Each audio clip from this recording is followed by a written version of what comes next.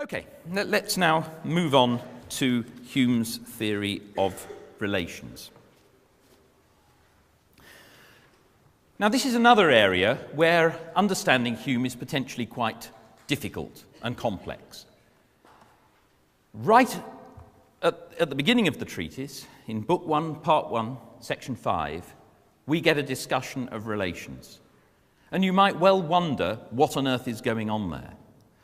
We've seen that Hume starts off talking about association and how that gives rise to complex ideas, and then he sets out to give this taxonomy of the complex ideas.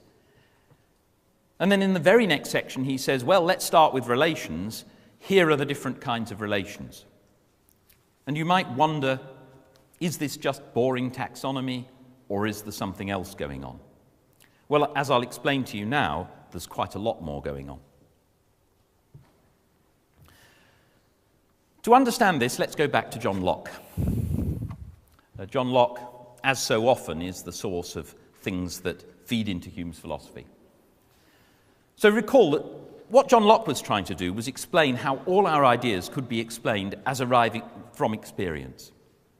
And one of the things he wanted to do, particularly in Book 2 of his essay concerning human understanding, was to go through all the various ideas, showing how they could arise from experience. So Locke was very much in the business of taxonomizing, listing all the various ideas we have, showing how they can all be explained as arising from experience. So if you look through Locke, you'll see that he draws a distinction between different categories of relation. What he's trying to do is look at all the various types of relation that there are. Well, there's cause and effect relations, relations of time, relations of place and extension, identity and diversity, what he calls proportional relations. Proportional relations, by the way, include both what Hume calls degrees in quality and proportions in quantity or number. So it's kind of mathematical relations, broadly speaking. He then says that there are lots of other types of relation, indeed infinite other relations. For example, there are natural relations such as father and son, brothers, countrymen. Just notice, by the way, for future reference, when Hume talks about a natural relation, he doesn't mean what Locke means. Okay. When Hume talks about a natural relation, he just means an associative relation. When we think of one thing as related to another, it's because the idea of one of them naturally leads our thought to the idea of the other, because they resemble each other, because they're close by, they're contiguous, or because one causes the other or is the cause of it. Okay. That's what Hume means by a natural relation. What Locke means by a natural relation is more or less a blood relation. And then there are instituted or voluntary relations. General, citizen, patron and client, constable, dictator. These are instituted relations, relations that come from social relations or politics, etc. And there are various moral relations. Okay. Now, let's think about Hume's taxonomy of relations in relation to Locke's. Well, Hume has a relation called contrariety, where Locke has diversity. That seems to be something like a way of bringing negation into the whole picture. Locke talks about agreement or disagreement of ideas. Hume talks about resemblance. And we'll see that he thinks that resemblance enters into every relation. He doesn't actually explain why, and it's somewhat mysterious, to be frank. So when you read Treatise 115 and you see this thing about resemblance coming into every relation, and you might think, that's rather strange. How's that? Well, it's not well explained, and it's not clear what role Hume takes it to play. But it is quite intriguing that Locke talks about agreement and disagreement of ideas, in very much the same way. Locke's agreement seems to be a general sort of logical glue rather than anything more specific. So there's quite a similarity between what Hume says about resemblance and what Locke says about agreement. Locke doesn't treat resemblance as a single type. He recognizes all sorts of different kinds of resemblance and talks about them as different relations. So countrymen, those who are born in the same country, that's a kind of resemblance. And there are myriad resemblances, whereas Hume wants to reduce them all to one general relation of resemblance. Now look at these two passages. Now these are quite well-known passages in Hume's scholarship for the following reason.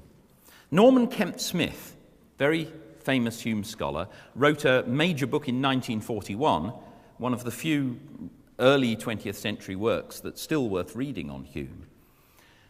Kemp Smith famously made a speculation about Hume's philosophy. Kemp Smith wanted to say that Hume's philosophy is driven primarily by the moral theory. He saw Hume as influenced by Hutcheson. Hutcheson wanted to say that morality is ultimately derived from feeling, from sympathy, from our fellow feeling towards other people. That's where it comes from. And Kemp Smith wanted to say that Hume took over that insight and wanted to apply it to his philosophy generally. So when we make an inductive inference, for example, Hume says things that imply that that's somewhat similar to feeling. We see an A followed by a B again and again and again.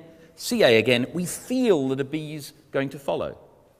So there's actually quite a big structural similarity between what Hume says about induction and what he says about morality. Kemp Smith speculated that it was actually the theory of morality that was driving the philosophy, and that Hume had worked on Book 3 of the treatise on morals before he wrote Book 1. Now, as evidence for that, Kemp Smith gave these examples. He said, notice, when Hume wants to give examples of causal relations, he gives relations that are morally pertinent. There we are. That gives evidence that what's really driving Hume's philosophy is the moral theory. Well, it's an interesting speculation.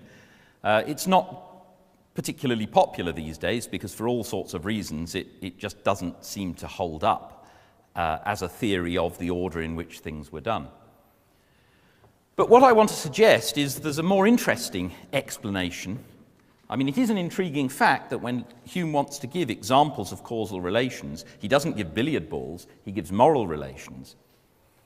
But suppose you look at these in the light of Locke's taxonomy. Remember, Locke had this proliferation of relations, including a whole load of what he called natural relations, blood relations, and instituted relations.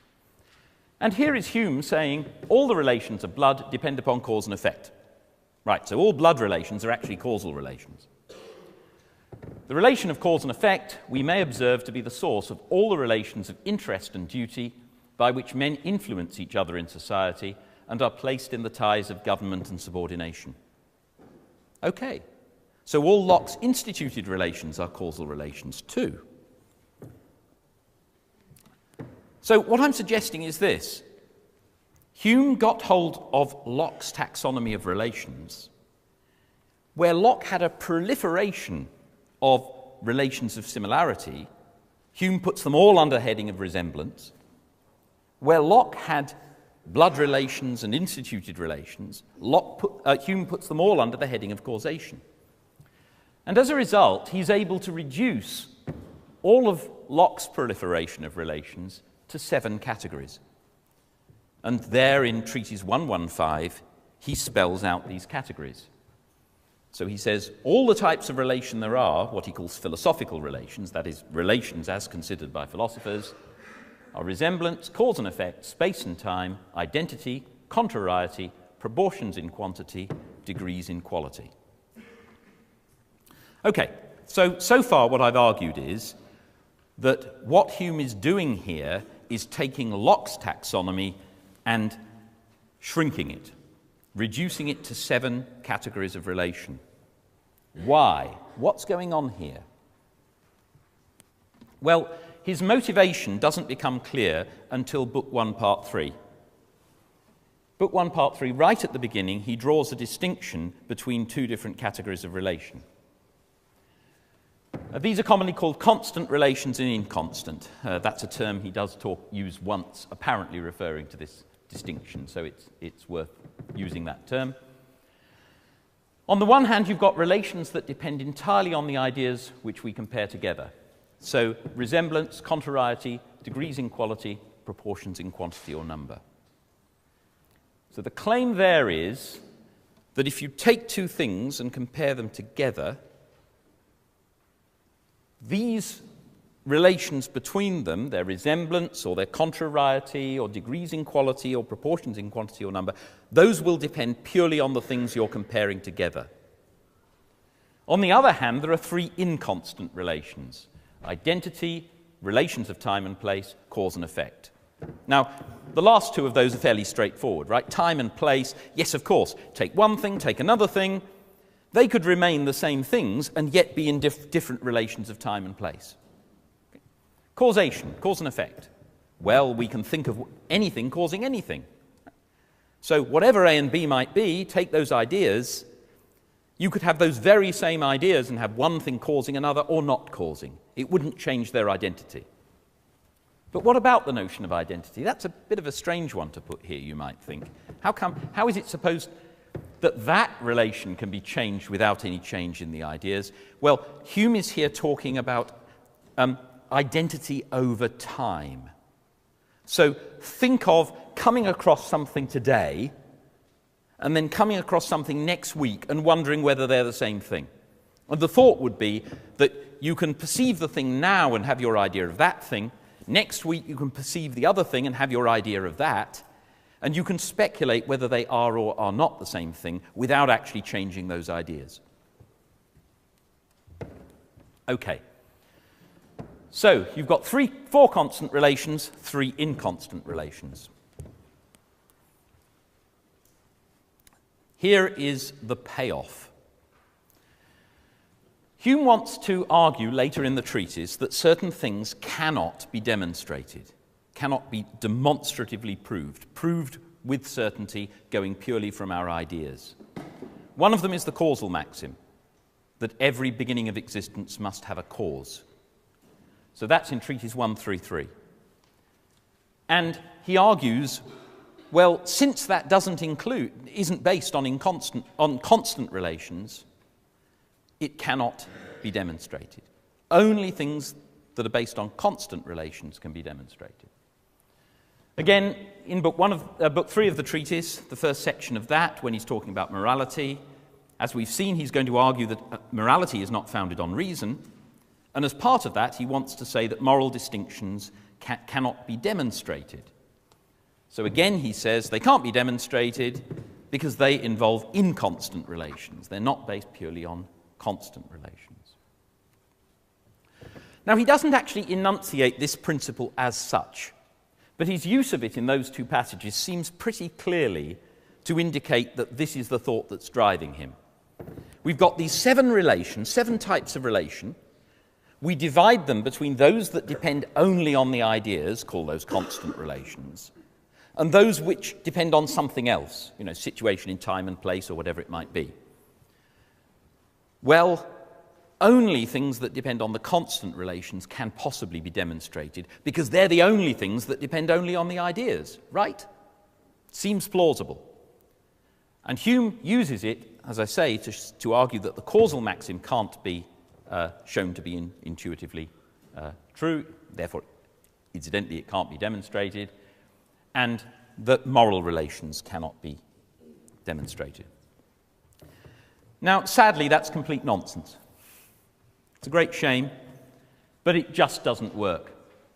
So let's look at some examples. Every mother is a parent. That's intuitively true, isn't it? Every mother is a parent. And yet, on Hume's conception, mother is a causal relation. Indeed, that seems plausible. It's a causal relation. Parent is a causal relation. So here we have a proposition that involves two causal relations. It doesn't mean it can't be demonstrated. Okay? Or anyone whose paternal grandparents have two sons has an uncle.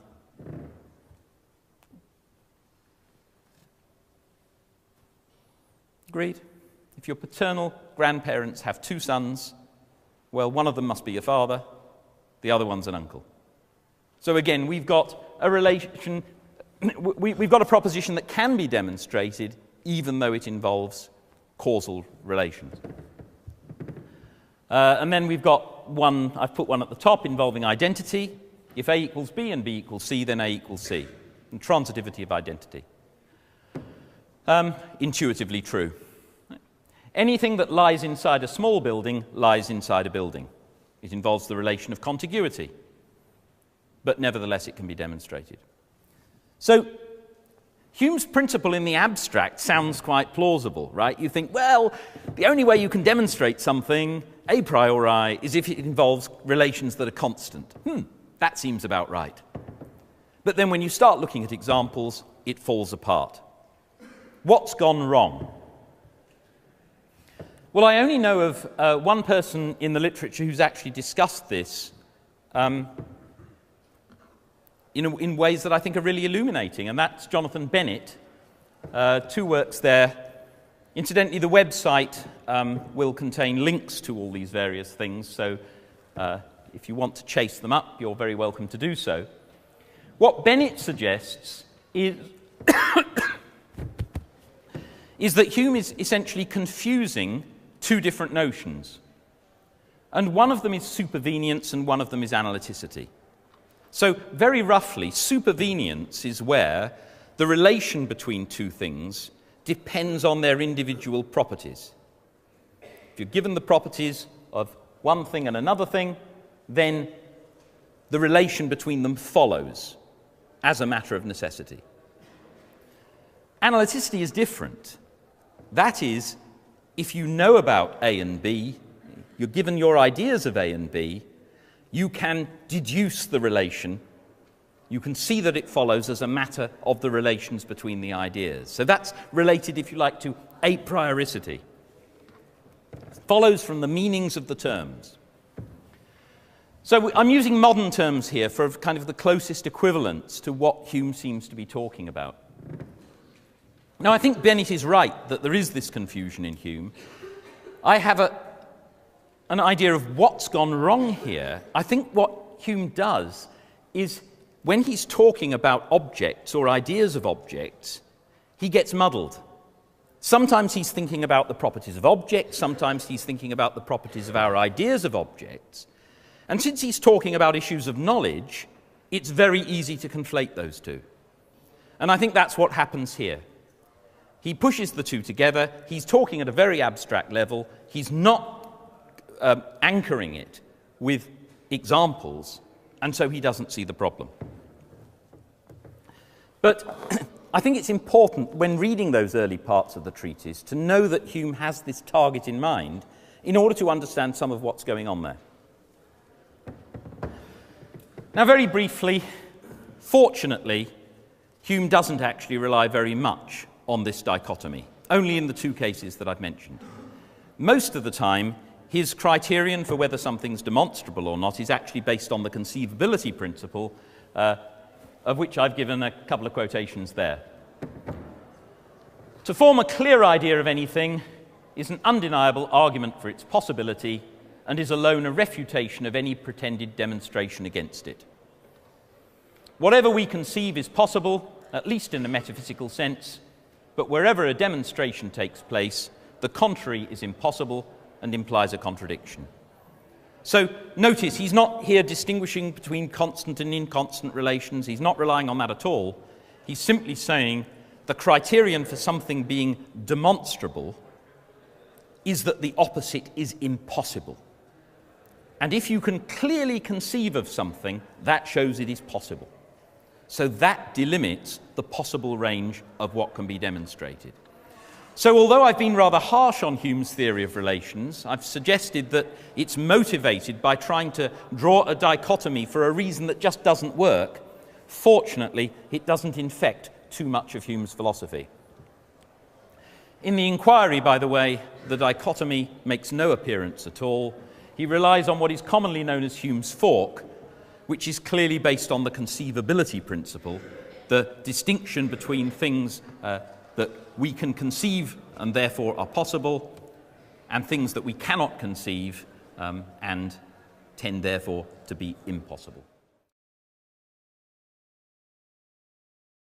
We've seen that Hume starts off talking about association and how that gives rise to complex ideas, and then he sets out to give this taxonomy of the complex ideas.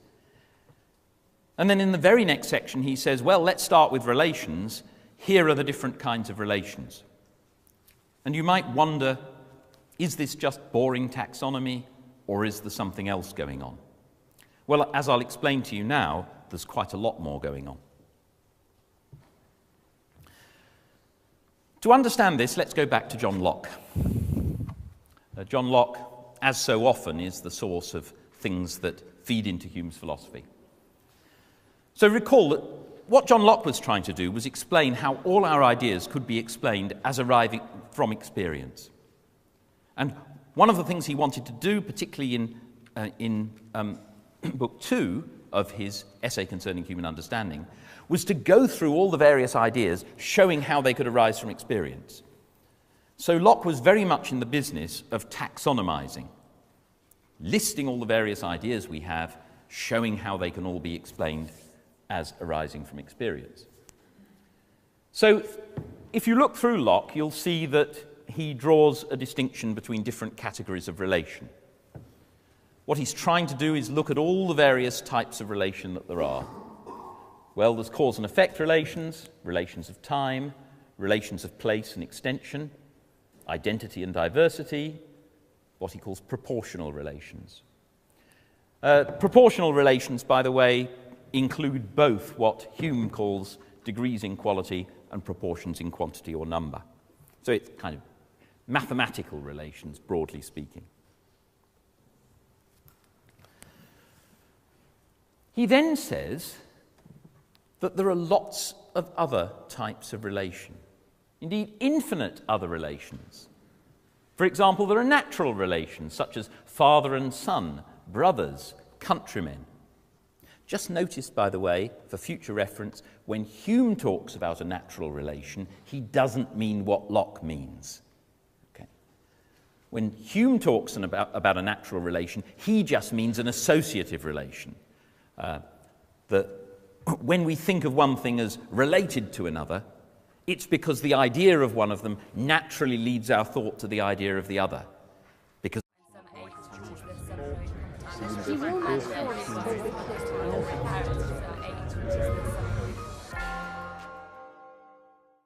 okay, let's now move on to Hume's theory of relations. Now, this is another area where understanding Hume is potentially quite difficult and complex. Right at the beginning of the treatise, in Book 1, Part 1, Section 5, we get a discussion of relations. And you might well wonder what on earth is going on there.